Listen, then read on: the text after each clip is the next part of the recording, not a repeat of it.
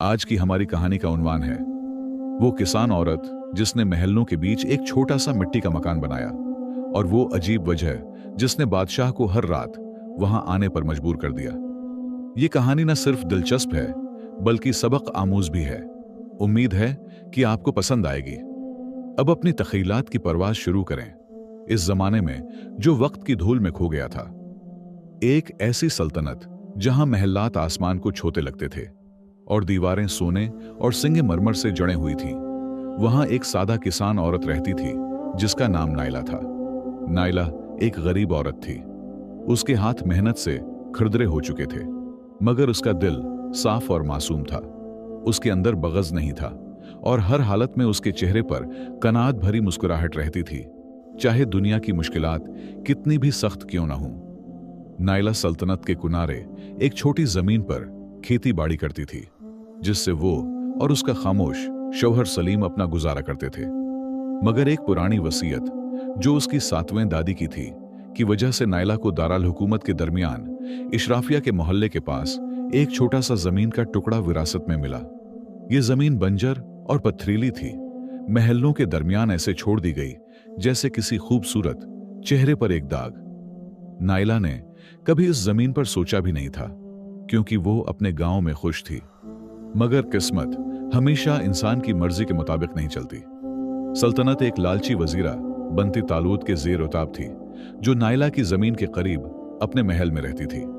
वो जमीन उसे नागवार गुजरती थी, क्योंकि ये उसके शाहाना महल के हुस्न को खराब करती थी। वजीरा ने अपनी सिपाहने भेजे और जमीन खरीदने के लिए हकीर रकम पेश की, मगर नायला ने अदब से इनकार कर दिया। ये जमीन मेरे आबा अजदाद की मीरास है, ये ना बेची जा सकती है और ना खरीदी जा सकती है। वजीरा गुस्से से बिफर गई और नायला को सबक सिखाने का फैसला किया।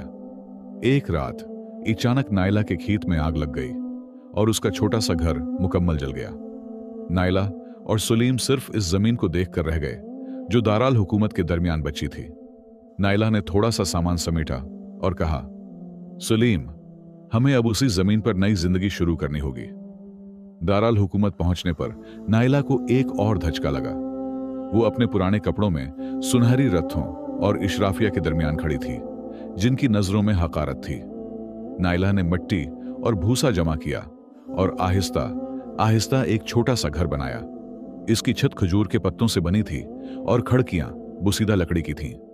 ये महलों के दरमियान अजीब तजाद पैदा कर रहा था। वजीरा बनती तालात पागल हो गई। दिल ही दिल में जल रही थी कि एक गरीब किसान औरत उसके महल के बराबर कैसे हो सकती है। मलका को यह खबर मिली। वो शदीद गजबनाक हो गई और हुक्म दिया कि अगली सुबह यह घर मिस्मार कर दिया जाए।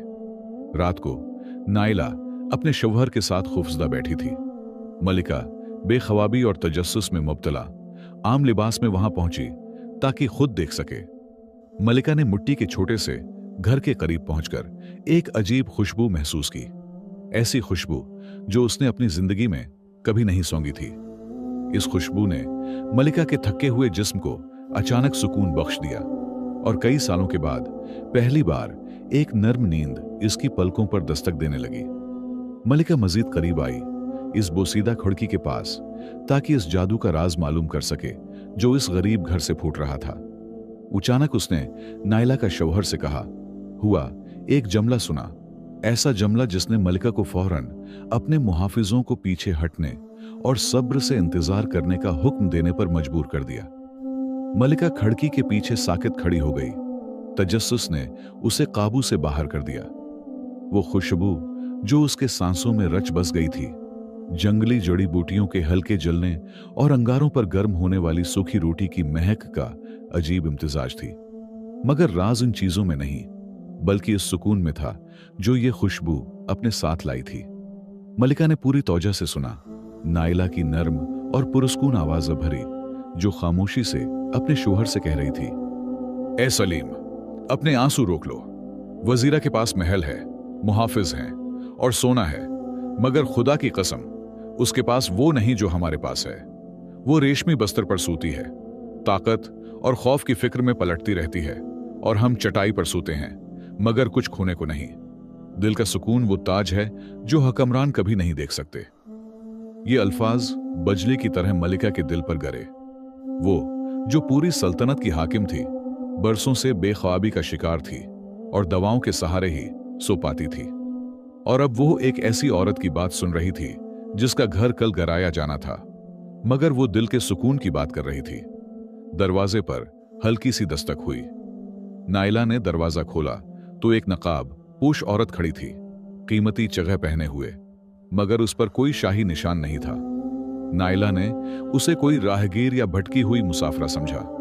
नाइला ने खुलूस से कहा, आइए शाम की मेहमान, हमारा घर छोटा है मगर दिल सबके लिए खुले हैं। मलिका अंदर आई और जमीन पर बैठी, जो पुरानी बिक्री की खाल से ढकी हुई थी। नाइला ने उसे एक गर्म प्याला दिया, जड़ी बूटियों का मशरूब, जिससे वो अजीब और मानोस खुशबू उठ रही थी। छिपी हुई मलिका ने पूछा, ये कौन सा मशरूब है और ये खुशबू दिल में मीठी सरशारी क्यों पैदा करती है? नाइला ने जवाब दिया, ये जंगली पुदीने और बाबूना का मशरूब है जो हम अपने हाथों से उगाते हैं और जिक्र, शक्र और सच्चे यकीन के साथ तैयार करते हैं। हम उसे सिर्फ प्यास बुझाने के लिए नहीं पीते, बल्कि दिन भर के गम धोने के लिए पीते हैं। मल्लिका ने पहला घूंट लिया तो एक अजीब सी गर्मी उसकी रगों में दौड़ गई, जैसे बरसों का बोझ कुंधों से उतर गया हो। कई सालों के बाद पहली बार उसकी पलकें कुदरती तौर पर बोझल हो गईं और वो वहां बैठी बैठी गहरी नींद में डूब गई। मलका फजर तक सूती रही। नाइला और सलीम नमाज के लिए उठे तो देखा कि मेहमान गहरी नींद में है। चुनांचा उसे वैसे ही छोड़ दिया। जब मलिका ने सूरज की पहली किरणों के साथ आंखें खोलें तो वो हैरान रह गई। पूरी रात बगैर खौफ के सोई थी, न डरावने ख्वाब, न दवाएं, न मुहाफिज। उसने ऐसी ताजगी और तवानाई महसूस की जो उसने जवानी के बाद कभी महसूस नहीं की थी। मलिका ने नाइला की तरफ देखा, जो दिल में इत्तराब लिए इन्हेदाम की सिपाहियों का इंतजार कर रही थी, और कहा बगैर अपनी पहचान जाहिर किए, सुन ए औरत, तुमने मुझे वो कीमती चीज वापस दी जो मैं खो चुकी थी। आज तुम्हारा घर महफूज रहेगा और तुम्हें कोई नुकसान नहीं पहुंचेगा। ये कहकर उसने नाइला के हाथ में एक छोटी सी थैली रखी और तेजी से वहां से चली गई। कुछ देर बाद सिपाहने इन्हेदाम के औजार लेकर पहुंचे और वजीरा बनती तालूत अपने महल की बालकोनी से खुशी से हाथ हिला रही थी। मगर अचानक शाही महल से एक कासिद आई और मुहाफिजों को एक फौरी हुक्म दिया गया, इस घर को किसी सूरत न गिराव, मालका को मुकम्मल हिफाजत दी जाए और उसे कोई तकलीफ न पहुंचाई जाए। वजीरा बनती तालूत पर गविया बजली गिरी। ये खबर मलिका तक कैसे पहुंची और उसने अपना फैसला क्यों बदला? अगले दिनों वजीरा ने शक व शब्बा से हालात पर नजर रखी और ऐसी चीज देखी जिसने उसके वहम और हसद को भड़का दिया। हर रात आधी रात के बाद एक नकाब पोश औरत आती, नाइला के झोंपड़े में दाखिल होती, कई घंटे वहां रहती और फजर से पहले निकल जाती। वजीरा को यह मालूम नहीं था कि यह नकाब पोश खुद मलिका थी, जो हर रात चुपके से आती, इख्तिदार के शूर से दूर अजीब मशरूब पीने और चंद घंटे सुकून हासिल करने के लिए, जो उसे अपने महल में मुयस्सर न था। वजीरा के दिल में हसद और शक की आग भड़क उठी। वजीरा ने सोचा कि नाइला शायद कोई जादूगरनी है या दुश्मन सल्तनत की जासूसा, जो खफिया तौर पर इख्तिदार के ईवानों तक रसाई हासिल कर चुकी है और हुकूमत का तख्ता उठने की साजिश कर रही है। वजीरा बनती तालुत ने अपने दिल में मुकारी से कहा, जब मलिका ने घर गुराने से मना कर दिया है तो मैं उसे नहीं गिराऊंगी, बल्कि उस किसान औरत को ऐसा तंग करूंगी कि वो खुद चाहे कि उसका घर उसके ऊपर गिर जाए। एक सर्द जाड़ों की रात, जब छिपी हुई मलिका झोंपड़े के अंदर नाइला के साथ राया के हालात पर बात कर रही थी, वजीरा अंधेरे में अपनी सबसे सफ्फाक कराए की मुहाफिजाओं के साथ घात लगाए बैठी थी। वजीरा पिछली खिड़की के करीब आई और अपनी जेब से एक छोटी चमकती हुई चीज निकाली। ये मलिका की खास अंगूठी थी, जिसे वजीरा चालाकी से महल से चरा चुकी थी। उसका इरादा था कि उसे नाइला के सामान में छुपा दे, ताकि नाइला पर अजीम तरीन चोरी का इल्जाम लगाया जा सके।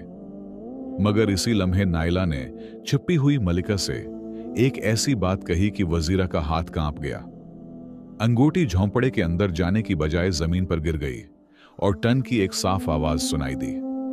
मलिका और नाइला दोनों चौंक कर आवाज की तरफ मुतवज्जा हो गईं और मलिका ने एक साए को अंधेरे में भागते हुए देखा। मलिका घबरा कर खड़ी हो गई और बोली, कोई हम पर जासूसी कर रहा है। वो फौरन बाहर निकली ताकि देख सके कौन है, मगर इसका पांव जमीन पर पड़ी चमकती हुई चीज से टकरा गया।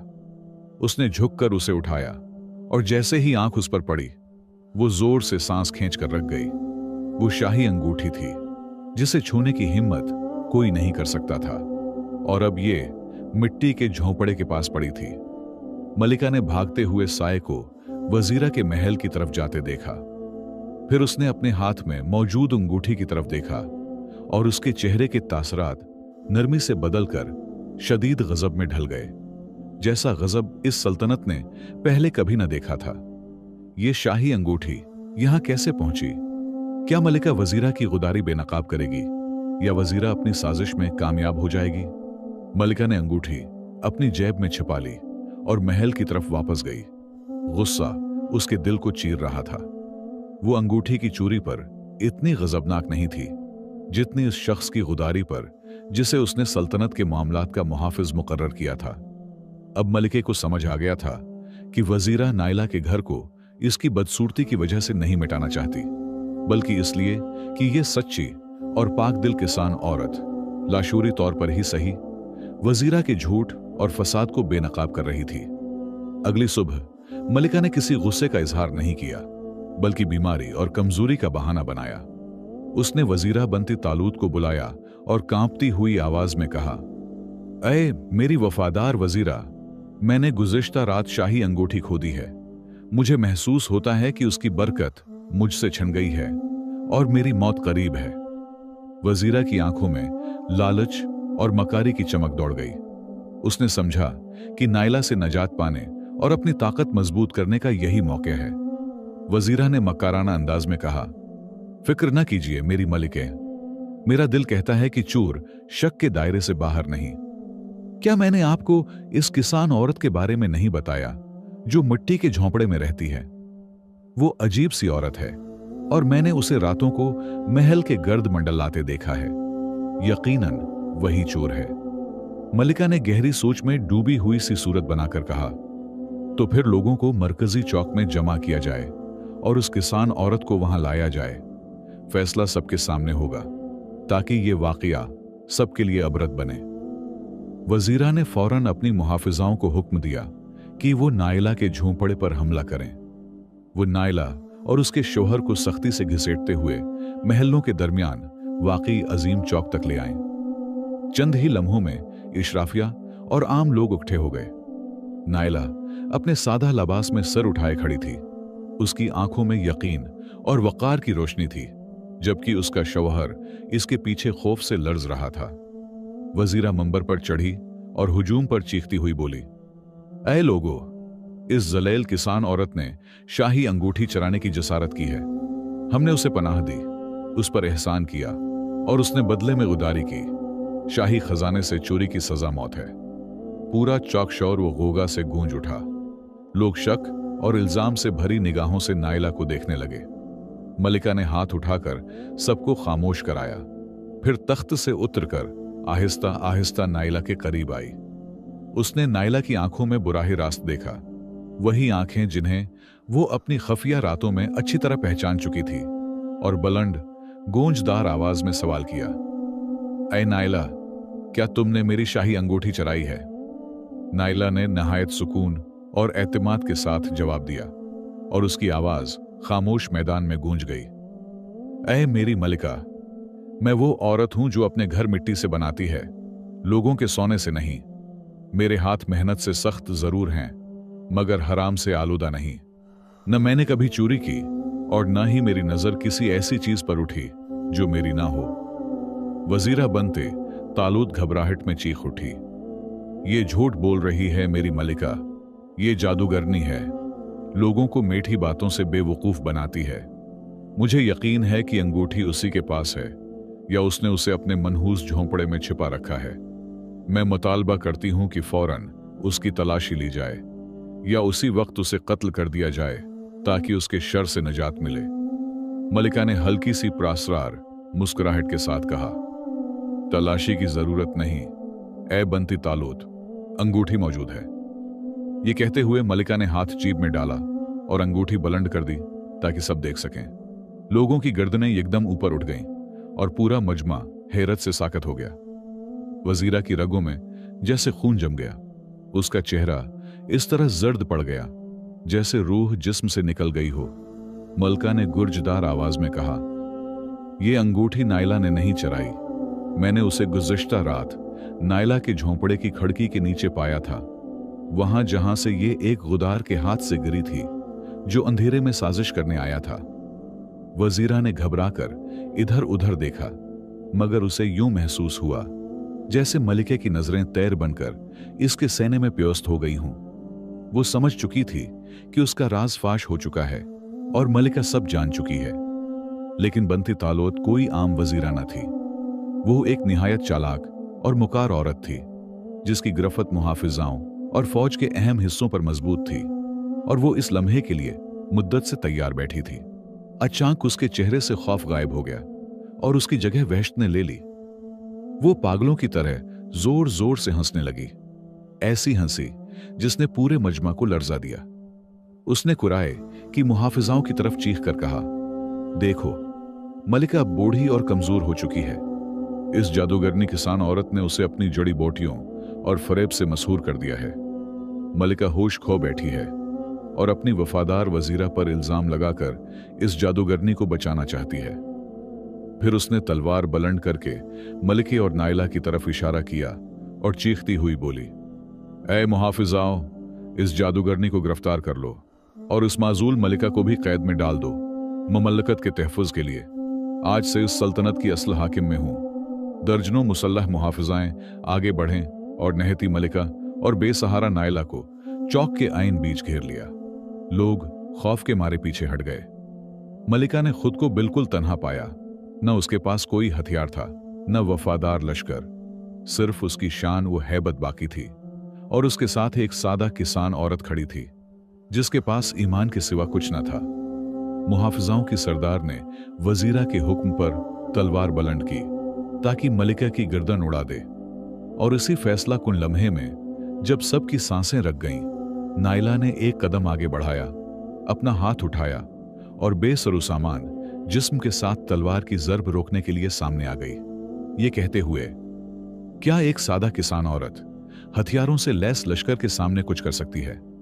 और क्या आखिरी लम्हे में तकदीर का पलड़ा पलट सकता है? सबकी नजरें इस चमकती हुई तलवार पर जम गईं जो नायला की गर्दन की तरफ लिपक रही थी। मगर इससे पहले कि तलवार की धार उसकी जल्द को छू पाती, नायला की आवाज फजा में गूंज उठी।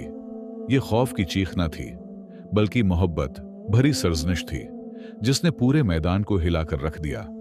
ऐ सालमा, क्या एहसान का बदला यूं दिया जाता है? मुहाफिजाओं की सरदार सालमा का हाथ हुआ मैं ही रख गया, जैसे उसके बाजू में जान न रही हो। उसकी अंगलियां कांपने लगें और उसने नायला की तरफ बुझी हुई आंखों से देखा। नायला ने बात जारी रखी। वो एक एक करके मुहाफिजाओं की आंखों में देखती गई और अपने खरदरे हाथ से उनकी तरफ इशारा करती गई। और तुम, ऐ सालमा, क्या तुम भूल गई हो कि एक माह पहले तुम मेरे पास आई थी जब तुम्हारा बच्चा तेज बुखार में तप रहा था और तुम्हारे पास दवा खरीदने तक के पैसे न थे? मैं और मेरा शौहर पूरी रात जागते रहे, अपनी जड़ी बूटियों से उसका इलाज किया, यहां तक कि वो बच गया। और तुम, ऐ मसूदा, क्या तुम्हें याद नहीं कि जब तुम्हारी तनख्वाह रुक गई थी और तुम्हारे घर वाले भूखे थे तो मैंने तुम्हें अपनी रोटी में शरीक किया था? और तुम, ऐ राशदा। नायला एक एक करके उन नेकियों का जिक्र करती रही जो उसने खामोशी, आजिजी और किसी सले की उम्मीद के बगैर महीनों के दौरान इन सादा दिल मुहाफिजाओं के दिलों में बोदी थी। उसे कभी खबर न थी कि महलों की यही मुहाफिजाएं जो आज उसके सामने खड़ी थीं, एक दिन उसके हक में फैसला सुनाने वाली बन जाएंगी। उनके लिए मिट्टी का वो झोंपड़ा महज एक घर न था, वो उनके लिए पुनाह था, शफाखाना था और सर्द व बेरहम महलाती जिंदगी से आर्जी नजात था। सालमा के हाथ से तलवार छूट गई और जमीन पर गिरकर मध्यम सी आवाज के साथ टुकरा गई। वो झुक गई, जार व कितार रोने लगी नाइला के सर को चौमा, फिर अपनी साथी मुहाफिजाओं की तरफ मड़कर चीखी, खुदा की कसम, हम उस औरत को कत्ल नहीं करेंगी जिसने हमें जिंदगी दी, और ना ही हम अपनी मलिका से गुदारी करेंगी ताकि ऐसी जालिम वजीरा का साथ दें जो सिर्फ खुद को पहचानती है। जादू पलटकर जादूगरनी ही पर चल पड़ा। एक ही लम्हे में मुहाफिजाओं के नेज़े मलिका और नाइला के सीनों से हटकर सब के सब वजीरा बनती तालोत की गर्दन की तरफ तान दिए गए। वजीरा खौफ से कांपती हुई घुटनों के बल जमीन पर गिर पड़ी। इसी लम्हे मलिका को अच्छी तरह समझ आ गया कि दौलत सिर्फ जिस्मों को खरीद सकती है, मगर एहसान रूहों को छू लेता है। और नाइला की बनाई हुई मिट्टी की कुल्हा निमा झून पड़ी। उसके सुनहरी और सिंगे मरमर के महल से कहीं ज्यादा मजबूत थी। मलिका ने हुक्म दिया कि गुदार वजीरा को गिरफ्तार किया जाए, उसका माल जब्त करके बैतुल माल में जमा किया जाए और फौज की तंजीम नौकी जाए। मैदान खुशी से गूंज उठा। लोग मलिका और नेक दिल किसान औरत के नाम के नारे लगाने लगे। मगर अब एक और बड़ी हैरत मंतजर थी। जब हालात संभल गए तो मलिका ने अपनी दोस्त नाइला को वजीरों और माजिजीन के सामने शाही दरबार में बुलाया। उसकी आंखों में तश्कर झलक रहा था। उसने कहा, ऐ नाइला, तुमने मेरी जान 2 मर्तबा बचाई है। एक बार अपने मशरूब और बातों से जिन्होंने मेरी रूह को बेखवाबी से शफा दी, और दूसरी बार अपनी जरात और सच्चाई से जिसने गुदारी को बेनकाब कर दिया। अब जो चाहो मांगो, चाहो तो मैं तुम्हें वजीरा बना दूं, और चाहो तो तुम्हारे मिट्टी के झोंपड़े की जगह सोने का महल बना दूं। दरबार में खामोशी छा गई।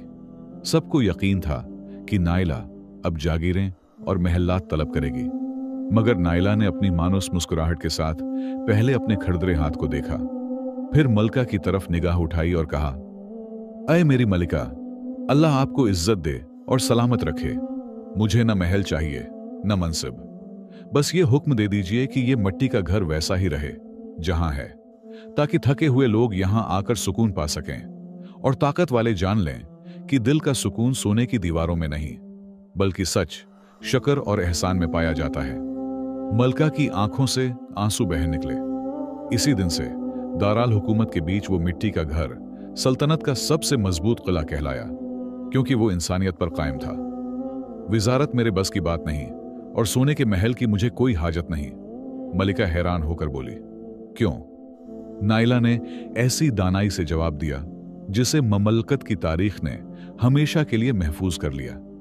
आए मेरी मलिका, अगर मैं सिंगे मरमर के महल में रहने लगूं तो मैं भी इन लोगों में शामिल हो जाऊंगी जो रात भर दौलत के खौफ में जागते रहते हैं। मुझे मेरे मिट्टी के झोंपड़े में ही रहने दीजिए। मिट्टी की खुशबू मुझे मेरी असल याद दिलाती है। उसकी सादा छत मुझे आसमान साफ देखने देती है, और मेरी गुर्बत ही वो वजह थी जिसने उन मुहाफिजाओं को मुझसे मोहब्बत करने और मेरी हिफाजत करने पर आमादा किया। अगर मैं भी अमीर होती तो वो मुझे कभी महसूस न करते। मेरे झोंपड़े को महलों के दरमियान रहने दीजिए, ताकि ये आप सबके लिए याद दहानी बने कि खुशी इमारतों की बुलंदी में नहीं, बल्कि दिलों के सुकून में होती है। मलिका की आंखें नम हो गईं। वो तख्त से नीचे उतरी, नाइला को गले लगाया और एक अजीब मगर बामानी शाही फरमान जारी किया। नाइला के झोंपड़े को कभी न गिराया जाए, न बदला जाए। हमेशा के लिए वो वैसा ही रहे, और उसके दरवाजे पर लिखा जाए, यहां शहर की सबसे अमीर औरत रहती है जो कुछ नहीं रखती मगर सबके दिलों की मालिक है। नाइला और उसका शौहर वजीरों के मोहल्ले में ही रहते रहे। वो जड़ी बूटियां आगाते, राहगीरों को सुकून देते, और मलिका जब भी इक्तदार के बोझ से थक जाती इसी मिट्टी के झोंपड़े का रुख करती, वहां इस सुकून को पाने के लिए जिसे जमीन के तमाम खजाने भी खरीद न सकते थे। आज जो नेकी तुम सच्चाई और बेगरजी से लोगों के दिलों में बोते हो, वही कल तुम्हारी फौज बन जाती है जो बगैर किसी लालच के तुम्हारा दिफा करती है। महलात दौलत से बनते हैं, मगर अखलाक और एहसान के काम दिलों में कुले तामीर करते हैं, और यही वो वाहिद सरमाया है जो हालात कितने ही बदल जाएं, कभी दीवालिया नहीं होता।